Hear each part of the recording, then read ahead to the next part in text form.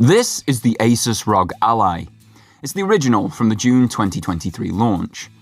That means this device is getting on for 2 years old when this review video goes live.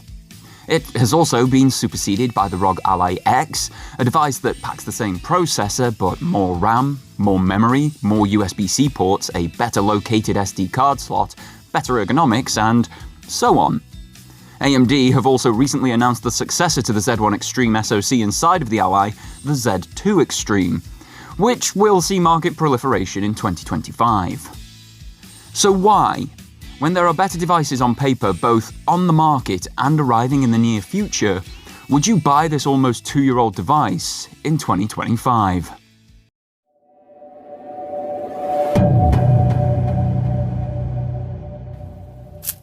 The first reason is a fairly obvious one. Cost. The original Ally launched at a £699, $699 price point. Since that original launch, there have been multiple sales on the device, usually knocking around £100 or $100 off it, making it cost $599. When the Ally X launched, that came in at a higher price point of $799. So those regular sales of $599 made the base Ally very attractive. But as 2024 rolled on, we started to see huge discounts on the original Ally, to a point where I personally found it impossible to say no anymore.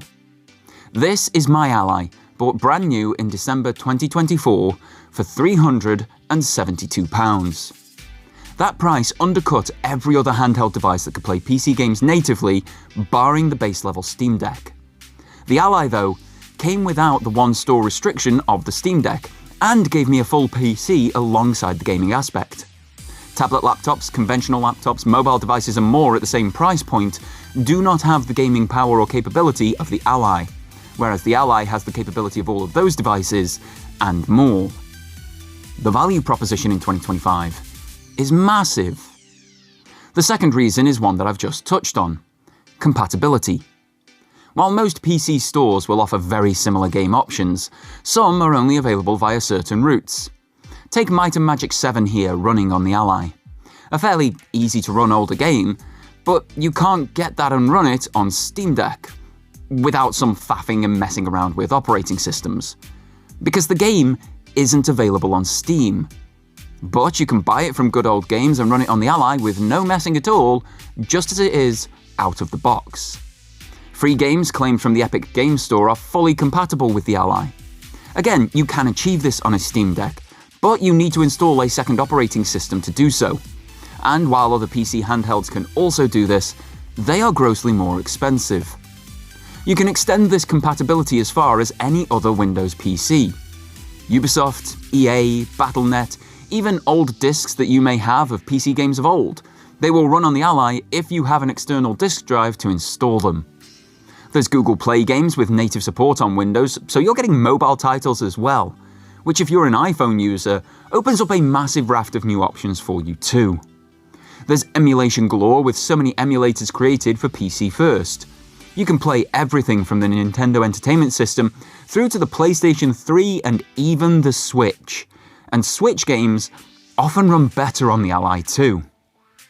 Again, all of this is possible on other handheld gaming PCs.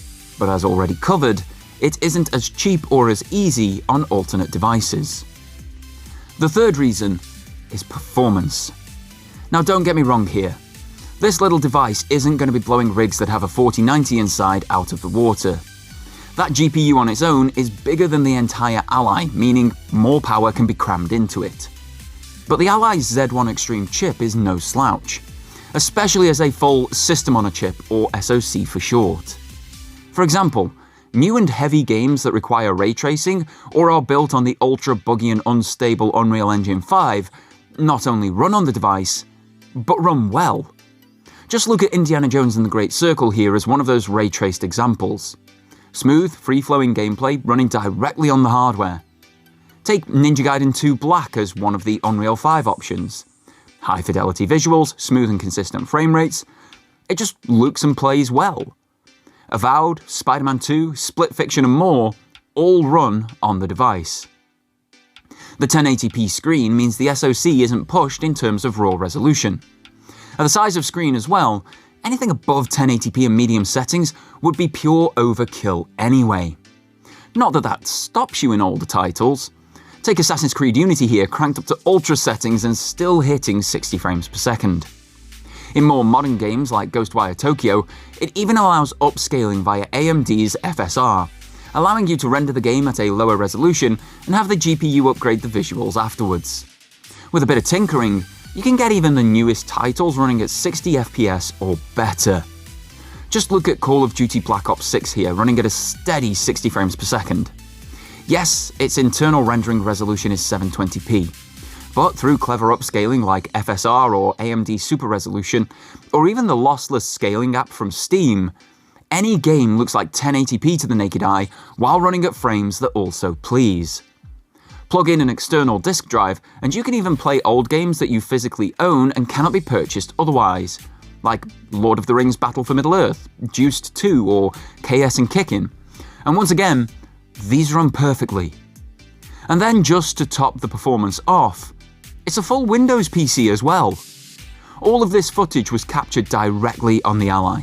No video out, no capture card, just OBS and the Stream Deck app on my phone. And it still ran games near flawlessly while also recording them. 90 plus frames per second in Death Stranding, with no frame generation whilst recording it. And it can do that while live streaming too. Video editing, upscaling, frame interpolation, video conferencing, microphone adjustments.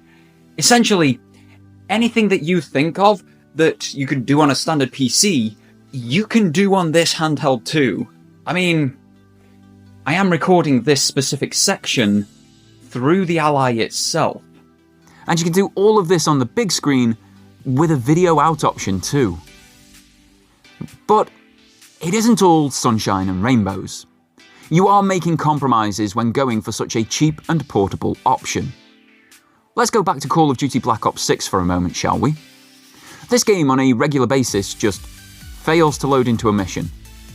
Menus are fine, but the moment you want gameplay, it crashes. Now I know this is a situation that you can get on any PC, but it is too regular an occurrence at the same point in the process for it to be anything other than the Ally causing this. Monster Hunter Wilds? I wouldn't even bother. Even the benchmark test on lowest settings chugs. Storage sucks. In 2023, ASUS released this device with a 512GB 2230 SSD. Phones came with more storage than that, more than a year earlier, and you want a PC to run and store stuff on a pitiful 512GB SSD, when games like Destiny 2 take up 152 of those gigabytes on their own?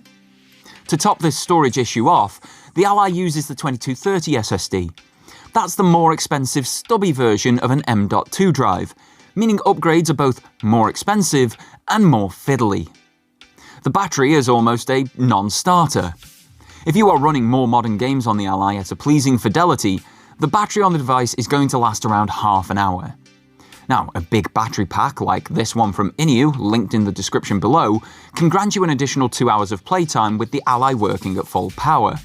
It is, however, more expense to make a portable handheld device actually portable. Many know about the microSD card slot overheating.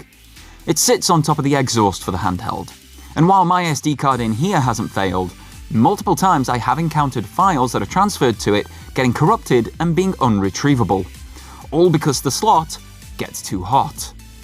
This also means the cheap and easy memory expansion for the Ally is null and voided by poor design. And on my specific model, the screen out option just does not work. So this Min2's dock that I'm meant to be reviewing, that they have specifically asked for Windows footage of, I can't currently review because my Ally isn't playing ball. The dock works. Android, iOS, Switch, they're all fine with it. Just the Ally doesn't want to play nice. We also have to talk Windows here. Personally, I have no challenge using Windows on a handheld device, but it has been a major concern in nearly every other review you come across. Maybe me coming from Android here helps. Much of what I know there works on this device, and as my last Windows device died in 2014, I'm not blinded by existing Windows processes that won't work here. Maybe it's because I'm more adaptive and versatile than other people. But to me, the operating system here, whether touch interface, handheld inputs, or mouse and keyboard, is absolutely fine. Yes, Windows is heavy, and some enthusiasts prefer Linux. But the vast majority of people know how this operating system works, and with terminal debloats like the one on screen right now, you can get even more performance on the Ally by disabling certain Windows features. Personally, the Windows operating system, other than the standard foibles of Windows, isn't a negative for me here. But just as not focusing on only the positives, you shouldn't focus only on the negatives either, especially when many of those can be overcome. Take that storage issue once more. Yes, the 2230 was more expensive at the launch of the Ally than a full-size M.2. But I could go out to Currys today and quadruple my Ally's storage for only £135. In fact, that's exactly what I did. Okay, we're talking additional expense here once again, after already buying the Ally. But this additional spend gives you twice the storage of the more expensive Ally X, and 4 times the storage of this original Ally. You have the same processor as that more expensive device. You can also assign some of that storage space as additional RAM. And by doing so, you get near Ally X performance and still spend over £200 less.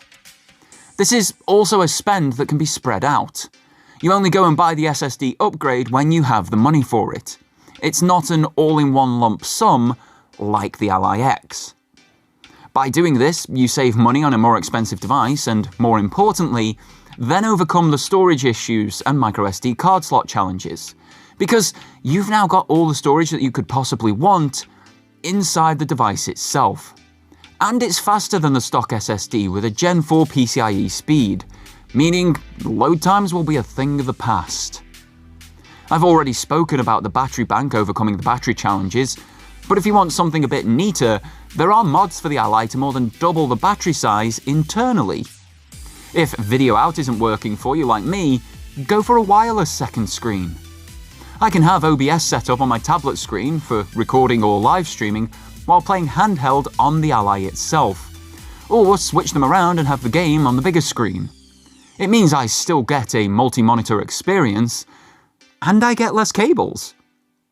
With docking options like this Min 2's hub, memory expansion is also super easy with readily accessible SD card slots. You have multiple USB options for accessories of all varieties, from mouse and keyboard all the way to microphones and webcams. DisplayPort options, Ethernet connections, all is available via one simple accessory, plus 2 HDMI ports for triple screens if your Ally actually allows you to use the video out option. In 2025, especially for the prices that you can regularly find the Ally at, in my personal opinion, it is the best value handheld gaming PC that you can buy. It offers the widest compatibility at the cheapest price, while still delivering comparable or better performance than the competition. It offers upgradability at a price point actually affordable by most mere mortals, and that upgradability is simple and accessible enough for those mere mortals to actually complete it themselves. It's well supported with aftermarket accessories, from cases and stick grips to docks, memory and power. And it can even pack a 4090 with an external GPU, which, while expensive, offers longevity for many years to come yet. Yes, there are challenges. But to face those challenges at around £350 is much more copable than facing them at 2 or 3 times the cost with alternative options. Oh, and did I mention that this little guy can do some VR too, if that floats your fancy? It's versatile. And versatile at a price point that most people can reach. When talking about value for money, versatility, usability and support, the ASUS ROG Ally hits all of the right notes, even nearly 2 years later. This video was produced after 4 months' experience with the ASUS ROG Ally, purchased personally by Doragon. ASUS do not know that this video is being made, they do not get any copy approval or early preview of its contents. If they do see it, they will see it for the first time right alongside you. I would like to thank you all so much for tuning in, and a special thanks to channel members for their additional support. I hope you guys enjoy your early access to all long-form content and monthly Members Cast exclusive content. Not a member yet? You too can get early and exclusive access via the join button below once you've subscribed. If you've liked this video, I think these will also be of interest to you. In the meantime, my name is Doragon. You can find me sparingly on socials at Doragon86 or daily in the Discord in the description. And until next time folks, have yourselves a fantastic day and take care.